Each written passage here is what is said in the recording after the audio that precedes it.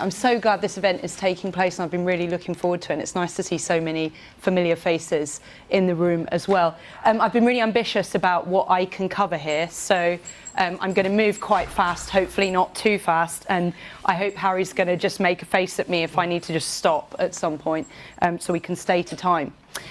So what I want to do in this talk then, I imagine most people have arrived here today with some kind of understanding of what intersectionality means, but I'm going to try and just give us a really basic introduction to that, and I hope that will just be helpful in making sure that we're all talking about the same thing. So I'm just going to talk a little bit about privilege and oppression, and about individual features of our lives as opposed to systematic features of the social world in which we live.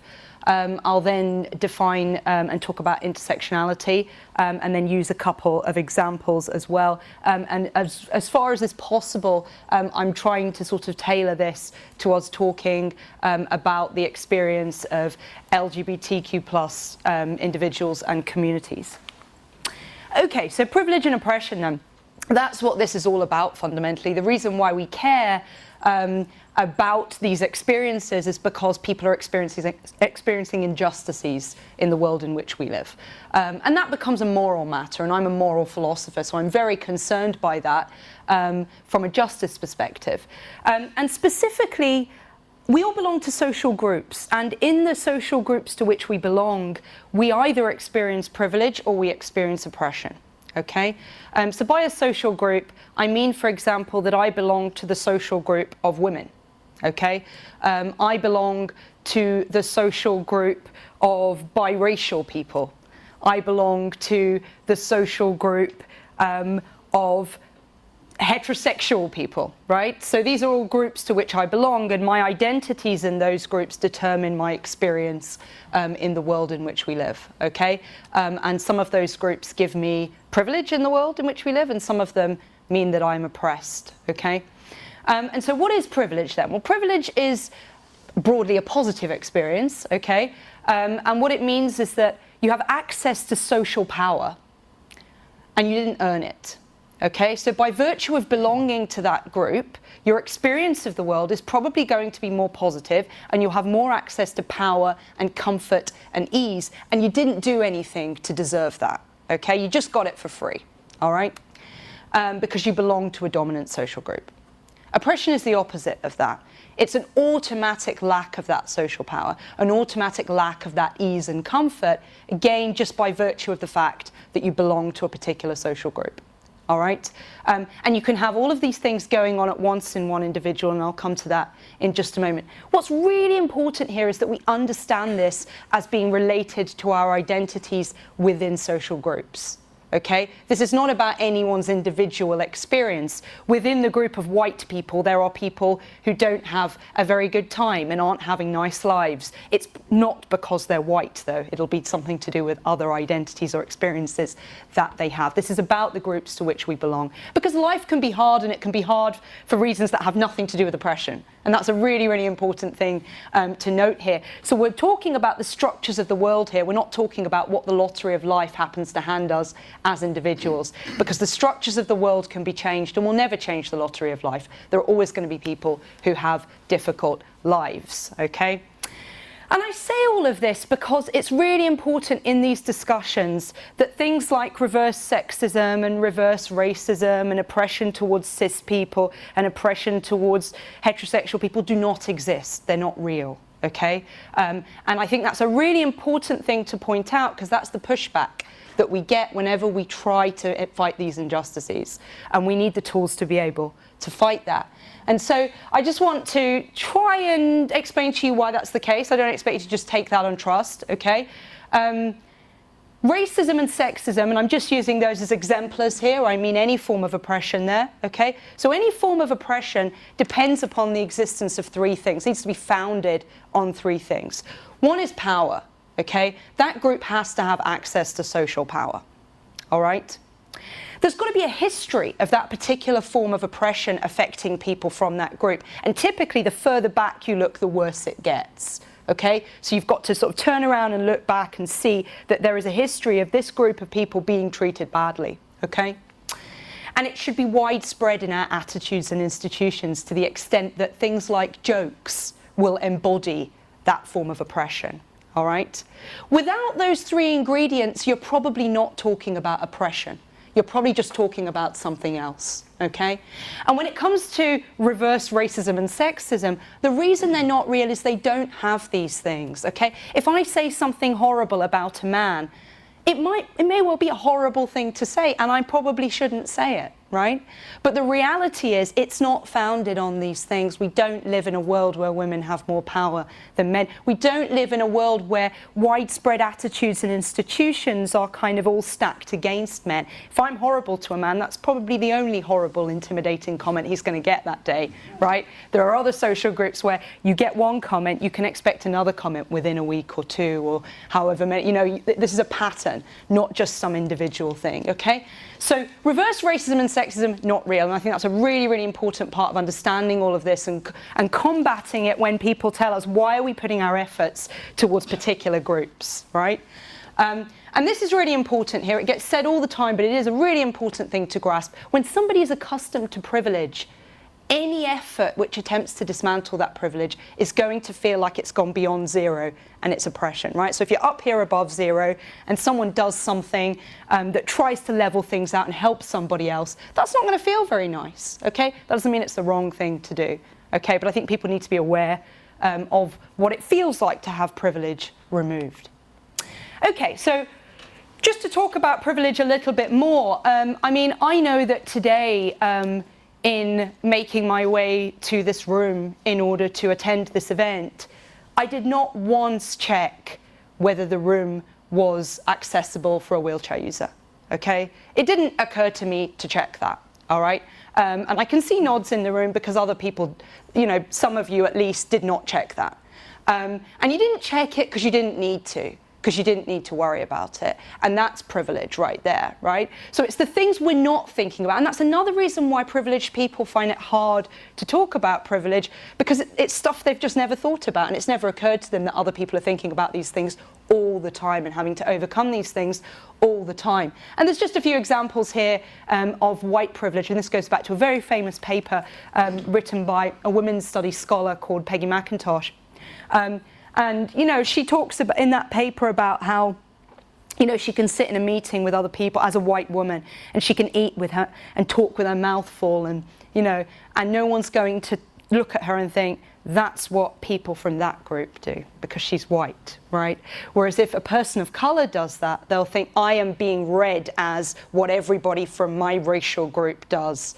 Okay, and there's all sorts of ways in which this kind of manifests itself. Being asked to speak for everybody of the group to which you belong, being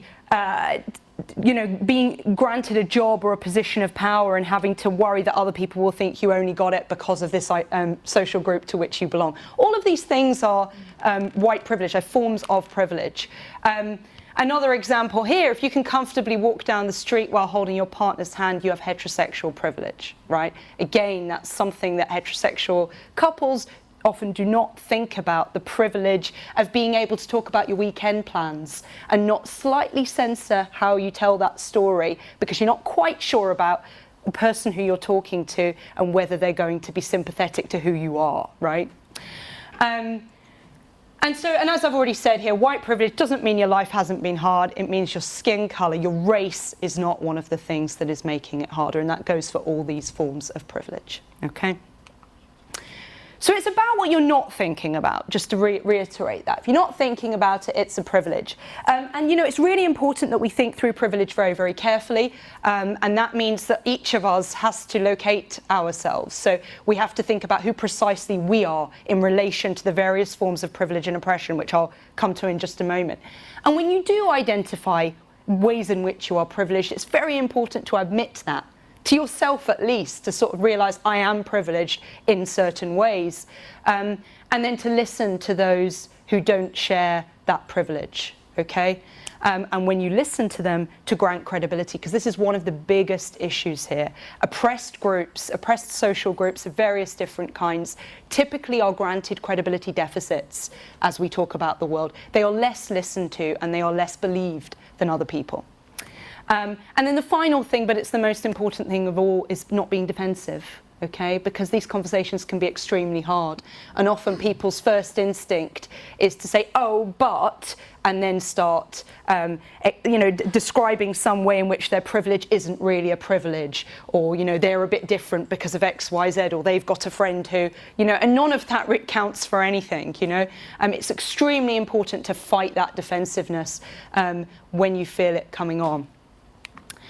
So intersectionality then relates to the idea that we all belong to multiple social groups at once, okay? And these things interact with each other.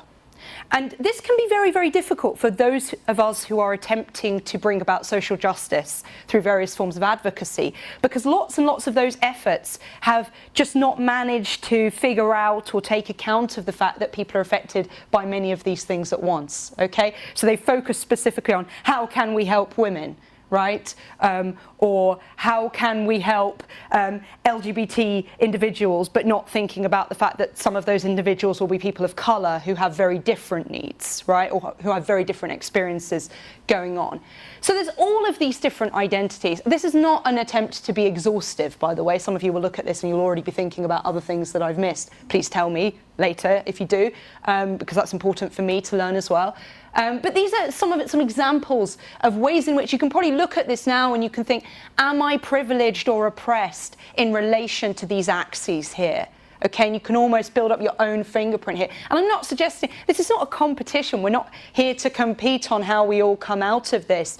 It's just that on each of these, if you do come out thinking, I'm privileged in relation to that, you have to accept that there'll be other people, maybe in this room, maybe not, who are oppressed in relation to that category, and their experience will be totally different to yours, okay? And that's something that's very important to think through.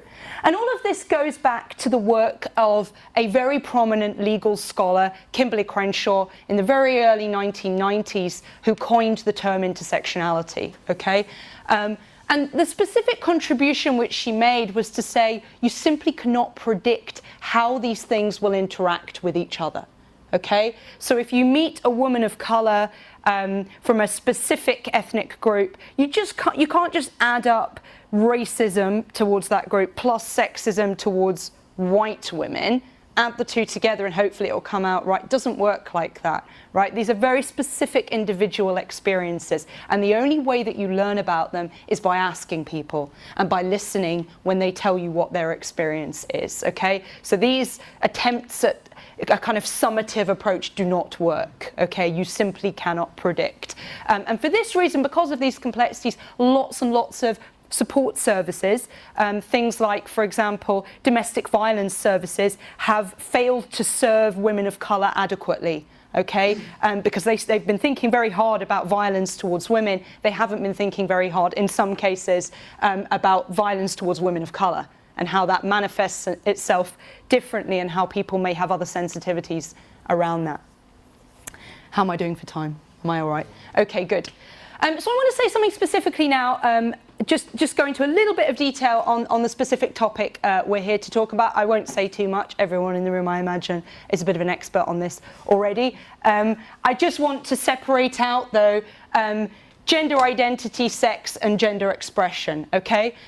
These three things are entirely different things, okay? So if we can talk about the biological characteristics of a particular person, that's one thing. And in some medical scenarios, that's a very important thing for the health professionals in the room to know about. But that's got nothing to do with a person's gender identity or gender expression. And you might have thought these two might collapse into each other as well, that a person's gender identity can be read from their gender expression, but even that doesn't work, right? And it doesn't work because for lots of people, expressing their gender identity with the body they have might make them unsafe. And so their gender expression cannot be their true gender expression because that would make them unsafe in public, okay? So you don't know, basically. You know, this is something that if you need to know, you need to ask. And I say if you need to know, right? Because quite often you don't need to know. But these two things are not the same thing. And so just to be clear here, there are 4 independent properties we want to talk about. The first is sex, genitals, chromosomes, secondary sexual characteristics, generally assigned at birth. Much more complicated than I've made it look there, but there are time limitations here. We can come back to that if people want to talk more about it. Gender identity, the internal sense and experience of which gender is right, of who you are, okay? Gender expression, the then external manifestation of that gender, right? Which comes down to silly things like which side of H&M you go to get your T-shirt, right? Like, you know, it is things like that. Though, you know, you laugh, but we're all living by these rules, aren't we? You know, whether we think they're meaningful or not, you know. And sexuality, the pattern, if any, of one's sexual or romantic attraction to others, and there need not be a particular pattern there. Now, what society and social norms tell us is that there's a way of matching these up and doing two columns where we say that people with a particular sex should have a particular gender identity, should have a particular gender expression, should have a particular sexuality, right? That's what we get told. But we all know that in reality, that's not how it goes. That's just a very, very strong social compulsion for which we are punished if we break it, right? And another important thing to say here is that for cisgender people, gender identity aligns, and I've put that in scare quotes because I mean in accordance with society's rules, with sex, okay? And for transgender people, gender identity and sex are misaligned according to social rules, okay? And that's sex understood in its kind of chromosomal sense there. So just to be clearer on those terms then, so trans people are those who identify as being a gender that differs to the one they were assigned at birth. And some trans people choose to undertake bodily alterations using hormones and or surgery. Many don't. Some trans people communicate their gender identity through their gender expression, so clothing, name, pronouns. Some don't. The important thing here is that trans people are a diverse group. Okay, and that's a really important thing because I think people have got this stereotype and they expect people to kind of conform to that, and they can find it puzzling when they don't. So a trans woman is someone who's assigned male at birth but later identifies as a woman, and a trans male assigned female at birth later identifies as a man or a girl or a boy. And non-binary trans people, those who don't exclusively identify as men or women. Cis people, everybody else. Okay. And I think it's really important that we do use that term as well when we are talking about cis people. So I'm a cis woman, right? I'm not just a woman, right? There's something. If we're having conversations about this, we do need to be more specific than that and decenter these things so that we don't just let them collapse into the norms that we're trying to resist here. In the clinical setting, these things become very important, and this is across the LGBT identities. Okay. So it's very important, you know, health professionals in the room, you'll know all this already, I'm sure, but just to kind of reiterate some of the important things to be thinking through here. In kind of a clinical setting, it's really important that you echo a person's description of their own identity and that you don't enter that room already feeling like you know, right? Because you don't. And so it's important that you allow the conversation to be led by the patient and let your responses and questions be led by what they tell you about who they are. Other things, being trans tells you nothing about a person's sexuality, of course. Gender expression doesn't tell you anything about someone's gender identity or their sexuality. And again, we try and take shortcuts, don't we, when we're dealing with people, especially when time is short. But it's really important that we try and avoid this. And then trans people and all people of non-normative genders and sexualities, okay, and that's a bit of an awkward expression, but I think it kind of sums up what I'm trying to say here, have other identities. And this is incredibly important, going back to the point about intersectionality. You know, when a patient comes into the room, they come into a room with a particular race or ethnicity, religion, nationality, class. There's a lot of stuff going on. Just because that person is an LGBT person does not mean that's what they have come to talk to you about, right? It could be tonsillitis. It could be mental health issues as a result of tremendous amounts of racism that they're experiencing, right? So, you know, just remaining open to the fact that people do have other identities, and those might be their more important identities as well. Those might be the things that they want to talk about. And then the other thing is obviously, regardless of whether or not somebody decides to disclose various aspects of their identity to a health professional, the assumption that they're out should never ever be made, especially if they're accompanied. That's really, really important, okay? Even if they seem very confident and open about that identity with their healthcare practitioner. Oh, this is deciding not to work. Is there a keyboard I can...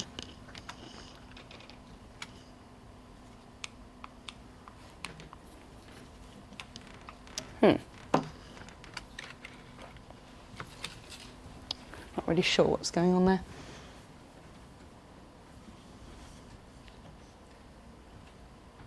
Oh, cool. Thank you. Did you just use the arrows on the keyboard? Hit escape first and then tried. Oh, okay. All right, fair enough. Oh, it's fine now. Okay. I'm just going to say a little bit now about a particular case study, but I'm slightly conscious because of a conversation I had very quickly with Harry at the beginning, because you talked about ageing at the last event. Did this report come up then? No, okay, good. All right, because I just wanted to say a little bit about this, because I've been reading it recently for some other work that I'm doing, and I found it frankly heartbreaking as a report, and I think it's really worth having a look at, especially for those in the room who are training to be healthcare professionals. It's a report that was kind of commissioned and carried out by Marie Curie, who provide cancer care. And it's about what they call the reality of end-of-life care for LGBT people. And I'm just bringing this up to give you an example of how failures happen, okay? And even the title, Hiding Who I Am, as I say, is just totally heartbreaking. And what it explores is the ways in which there are all these particular issues that are experienced by LGBT people in end-of-life care. People who are avoiding that care because they anticipate discrimination, and so they're staying away. End-of-life care is obviously, incredibly important to a person's comfort and well-being at an extremely difficult time. If they are staying away from accessing that care because they think that the experience of being discriminated against, being hurt within that setting is worse than what they're going through, you've really got to worry there. Complexities of religion. In relation to LGBT care, this came up, so things about people's religions not being taken seriously or foregrounded enough, because people are more concerned about the kind of LGBT element of their identity and less concerned about the other aspects of their identity, what's important to them in those final stages of their life. Assumptions about their identity and family structure can be very, very stressful. So expecting a particular family structure to be there, and in lots of cases, people not having that family structure or having an alternative family structure, and perhaps not feeling able to talk about that. Varied, and that goes on to the next one, varied support networks. Unfortunately, we live in a world where lots of LGBT people are not on especially good terms with their birth families and have found other forms of family in alternative communities. It's not always the case that end-of-life care provision has accounted for that and found ways to accommodate that community. Unsupported grief and bereavement. So there's lots and lots of cases of partners, friends, lovers of LGBT people who are kind of totally frozen out of the process of making decisions after a person has died and of going through that grief process in the way that, a heterosexual person, for example, would consider to be very straightforward.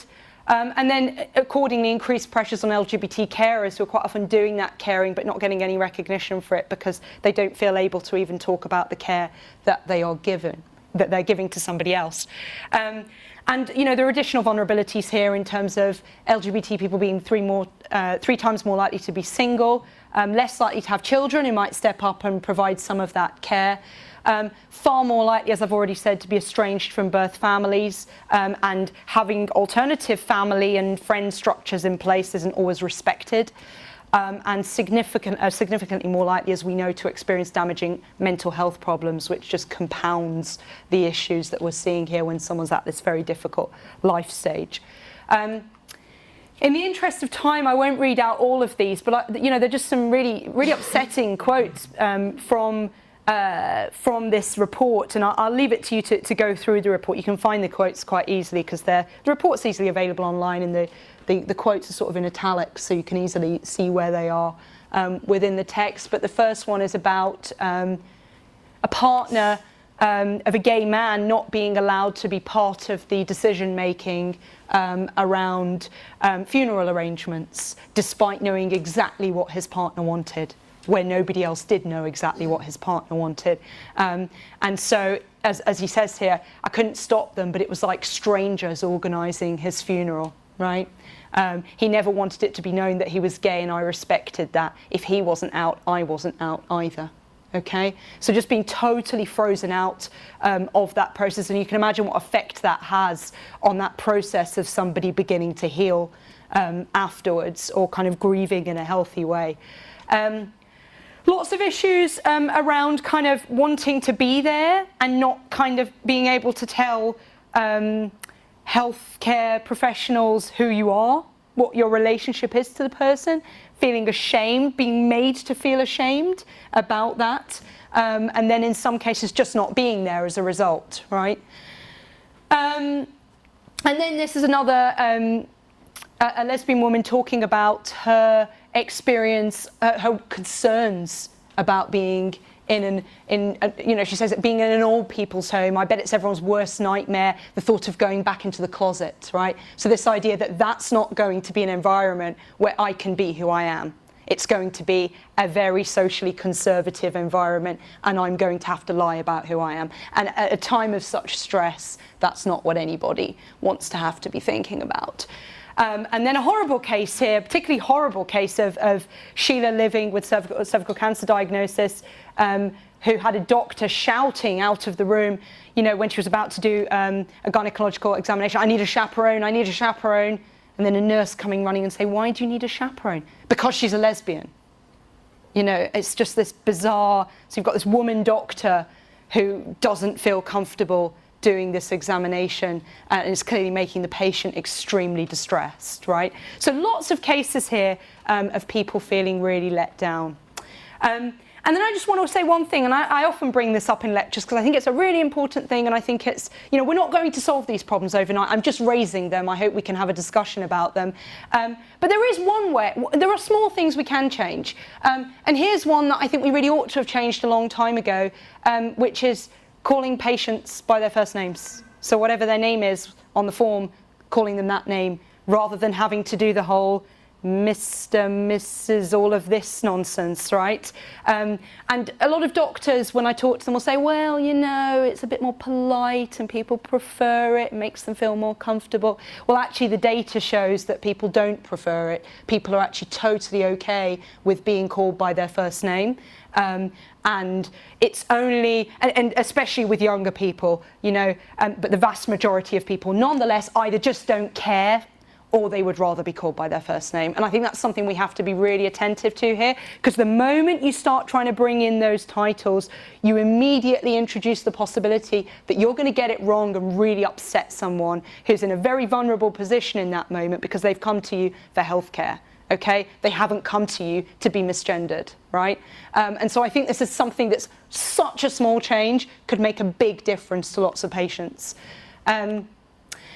And then just to finish then, and I know that's been a bit all over the place, but I just wanted to give you sort of an overview of how these things, how this very theoretical structure does impact on clinical practice.